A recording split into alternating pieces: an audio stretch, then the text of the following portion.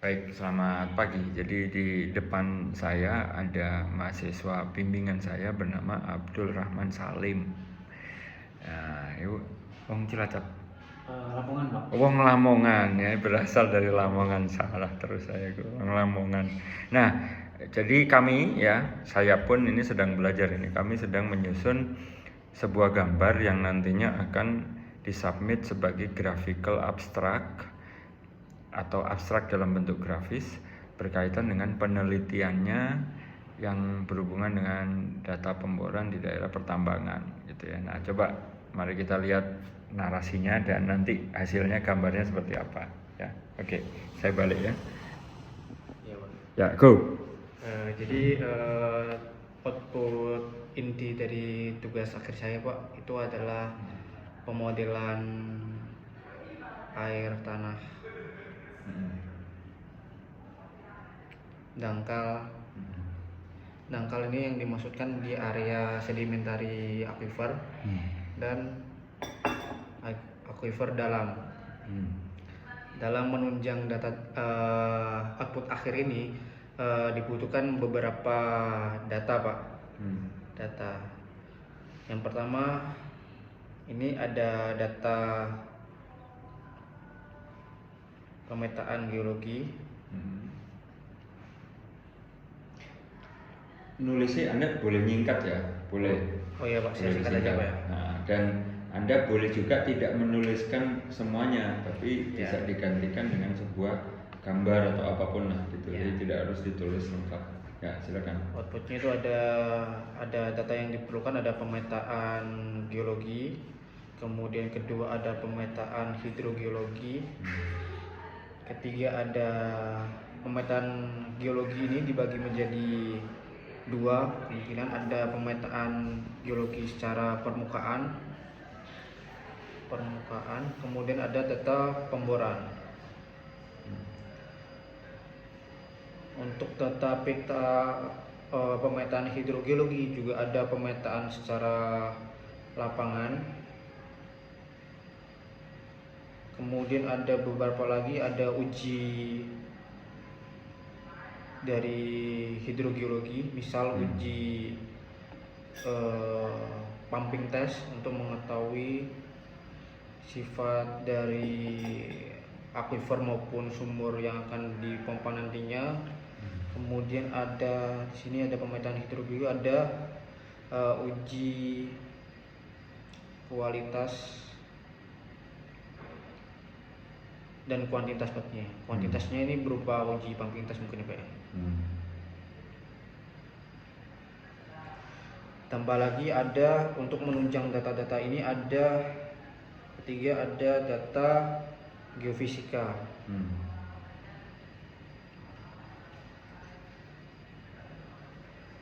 Nah, data geofisika ini berupa data logging geofisika untuk menunjang data pemboran. Jadi untuk data pemboran sendiri ada dibagi menjadi dua, pemboran secara open hole nantinya berupa cutting dan full coring berupa deskripsi, nantinya bisa dideskripsi batuannya. Untuk data-data tersebut akan diperoleh suatu metode, di mana metode ini akan digunakan untuk menganalisis nantinya dalam pemodelan air tanah. Untuk metode yang saya gunakan itu yang pertama ada permeability test.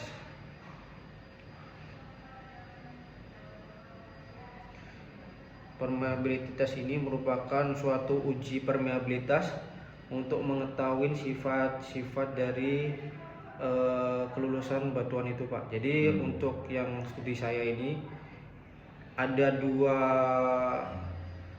batuan utama, di mana batuan ini memiliki karakteristik yang berbeda, yaitu berupa batuan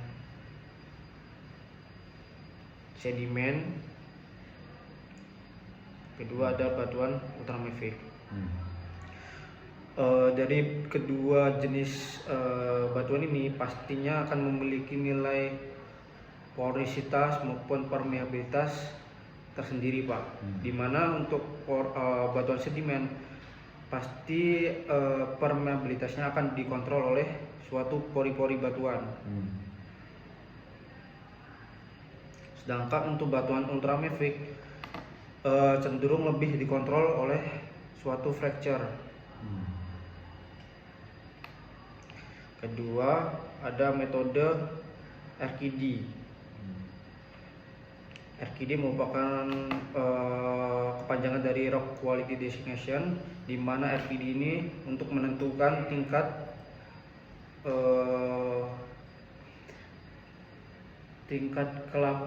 kekuatan massa batuan, di mana RQD ini bisa dikorelasikan dengan data permeabilitas, sehingga sangat penting nilai RQD itu untuk dianalisis gitu Pak. Bisa nggak aku ngomong RQD, Q-nya itu kan quality ya? Iya Pak. Quality, jadi kualitas dari core hasil pemboran. Iya. Kalau RQD-nya kecil, maka kualitasnya bagus atau jelek? RQD-nya kecil, permeabilitasnya harusnya tinggi juga Pak. Oke. Ya. Jadi kualitasnya jelek artinya remuk. Remuk ya, banyak rekahannya Pak. Ya, maka banyak rekahan, mungkin sudah ada pori-pori terbuka gitu ya. Iya. Maka permeabilitas membesar ya. Sebaliknya RQD, Q-nya kualitas, ketika nilainya tinggi maka bagus, berarti core-nya tahan. Iya. Ketika dibor itu batuannya lebih tahan, tidak rusak. Tidak rusak ya. Kan? Rekahannya semakin kecil berarti Pak. Rekahannya makin sedikit, ya tidak remuk, makin tidak remuk. Akibatnya permeabilitasnya makin kecil gitu ya. Iya, betul. Oke. Tapi dilihat juga Pak, kadang-kadang kan ada RQD yang misal rekahannya itu banyak gitu Pak ya. Cuma spacingnya atau openingnya, bukaan rekahannya itu besar. Itu juga bisa mengontrol juga airnya semakin deras gitu Pak. Jadi tidak remuk tapi openingnya atau spasi bukaan dari rekahannya lebar gitu. Ketiga yaitu ada data pumping test. Pumping test sendiri di dalam penelitian saya ada beberapa metode lagi untuk melihat kondisi aquifer maupun sumurnya. Untuk mengetahui kondisi aquifer diperlukan uji long term constant test. Kemudian untuk uji sumur dilakukan uji step drawdown test. Di mana untuk long term constant test ini diperlukan beberapa waktu untuk mengetahui seberapa besar kemampuan aquifer itu untuk dipompa.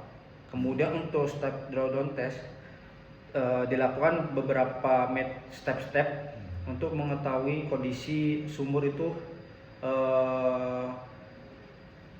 efisien dalam arti dipompa dalam jangka waktu yang lama. Kemudian dari beberapa metode ini kemudian dilakukan analisis dan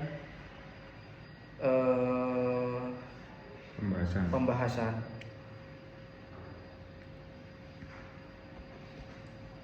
Analisis yang pertama pastinya akan membahas tentang peta geologi. Analisis yang kedua membahas tentang kondisi hidrogeologi.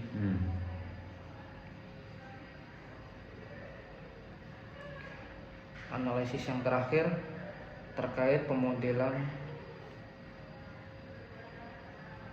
hidrogeologi. Jadi untuk peta geologi basic dari akhir jadi output pemodelan air tanah, pastinya kita akan mengetahui kondisi geologi daerah tersebut, sehingga akan tercermin kondisi air tanah itu terhadap peta geologi nantinya. Kemudian yang kedua hidrogeologi. Hidrogeologi sendiri ada beberapa yang sudah saya sampaikan terkait data maupun metodenya berupa hidrogeologi, berupa kualitas maupun kuantitas air di daerah sana, terdiri dari air permukaan, kemudian air tanah itu sendiri. Jadi untuk kualitasnya berdasarkan data lapangan didapatkan parameter fisika mulai dari TDS, DHL, kemudian suhu, kekeruhan. Sedangkan untuk parameter kimiawi itu ada beberapa parameter banyak, mulai dari Ca, Mg dan seterusnya. Kemudian ada parameter biologi. Biologi ini bisa dari facial coliform dan total coliform. Kemudian ada kuantitas. Kuantitas ini yaitu balik lagi terhadap jumlah air itu bisa dipompa seberapa banyak dan seberapa efisien. Kemudian output terakhir yaitu pemodelan air tanah dangkal dan dalam. Untuk batasan dangkal dan dalam ini sementara ini saya mengacu kepada ininya Pak, apa namanya, dangkal itu berarti di aquifer yang sedimennya Pak, kemudian yang dalam itu aquifer yang fracture-nya. Tapi ada batasan juga Pak, karena data pemborannya itu ada beberapa titik yang sedikit sedimennya Pak. Jadi dari 13 data pemboran ini hanya ada kurang dari 3 yang dia itu bottomnya itu sedimen Pak. Jadi kebanyakan di kedalaman hampir dari 100 meter itu sudah ditemukan batuan ultramafic Pak. Nah, balik ke pemodelan air tanah Anda, berarti ada 2 sistem aquifer. Ya, sistem aquifer. Yang pertama sistem aquifer apa? Aquifer porositas. Pori. Batuannya Ya. apa? Batuannya sedimen. Sedimen itu dari 0 sampai kedalaman Sekitar kalau ditarik elevasinya sekitar 70 hingga 80 meter Pak. 80 meter. Iya. Nah, kalau aquifer yang kedua lebih dalam, apa? Ya. Di batuannya ultramafic dikontrol oleh fracture. Fracture, oke. Nah, batasnya apa? Batas dari kedua itu kembali lagi Pak, kemungkinan dikontrol oleh geologinya, di mana geologinya sendiri untuk sedimennya itu berupa yang saya analisis. Kalau sedimennya itu yaitu batu pasir, konglomerat,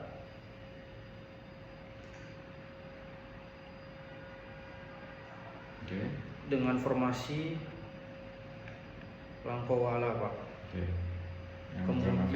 Yang ultramafic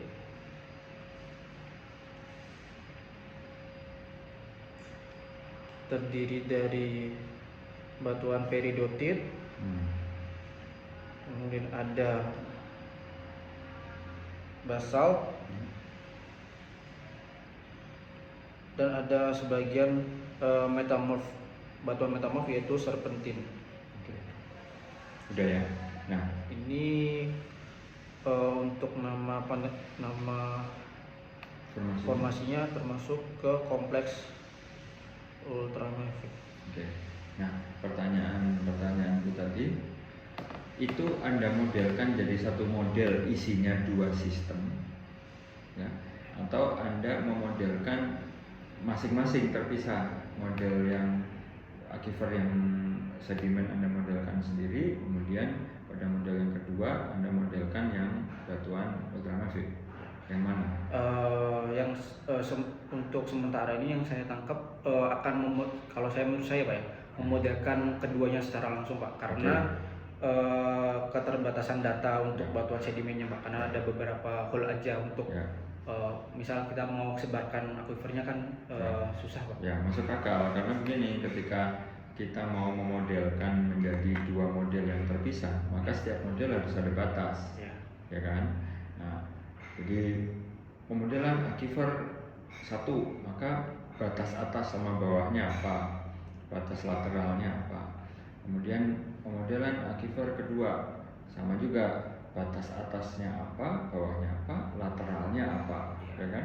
Nah, sementara ini kan data Anda baru memunculkan batas lateral berarti, ya kan, sama batas yang paling bawah di bawah batuan ultramafic apa? Itu sudah basementnya Pak. Basement apa batuan apa? Peridotit, kemudian ada serpentin. Oh, jadi si ultramafic itu sebagai basement. Basement, ya. Tapi di basement itu ada bagian-bagian yang memiliki fracture. Ya, betul. Dari situ Anda bisa menyimpulkan bahwa ini mungkin bisa jadi aquifer juga, gitu kan? Tapi Anda modelkannya bareng. Oke. Nah, oke, jadi pemodelannya, ceritanya sudah, ya. Nah, sekarang mari kita lihat ininya, hasil gambaran, gitu ya. Nah, ini saya balik ke sini. Nah, kalau dilihat begini, maka sebenarnya belum terlalu grafis, ya kan? Jadi judulnya kan kita ingin belajar graphical abstract seperti ini, ya, kurang lebih seperti inilah, ya. Jadi ya skema kurang lebih, ya. Maka ada komponen grafisnya selain teks. Nah, kalau ini masih lebih banyak teksnya, ya kan? Tapi bisa dipahami ini adalah awal, ya. Ini adalah awal dari proses untuk membuat itu, gitu, ya. Jadi harus lebih sering berlatih begini, melancarkan cerita sampai ke hasil, karena di sini kan belum ada hasil, ya. Jadi analisis 1 2 3 4 1 2 3 ini hasilnya apa? Itu juga perlu ditambahkan, kemudian diulang lagi proses yang sama. Kalau belum yakin bisa gambar itu, ya kita ulang lagi proses yang sama sampai ada kondisi bahwa sudah ini istilahnya sudah saturated, sudah jenuh gitu ceritanya itu, ya memang tidak bisa diapa-apakan lagi, paling lengkap ya seperti itu ceritanya. Nah, setelah itu baru kita desain grafisnya gitu. Ya. Jadi grafisnya sendiri itu bisa dalam bentuk skema seperti ini, ya, atau bisa lebih kartun, ya. Jadi misalnya ada rumah, ada gambar rumah gitu kan, ya, kemudian ada gunung, ya ada gambar gunung, perbukitan dan seterusnya. Itu juga bisa dicoba itu. Nah, model hasilnya nanti bisa macam-macam. Nah, silahkan ya Anda latihan gitu. Nah, tapi modalnya memang gimana bisa cerita ini dengan lebih lancar dan lebih ringkas gitu, ya kan? Jadi menghindari bagian-bagian yang diulang-ulang gitu. Nah, kalau itu udah, maka lebih gampang gitu. Ya, jadi nanti hasil ininya juga akan saya foto gitu. Oke, terima kasih sudah nonton.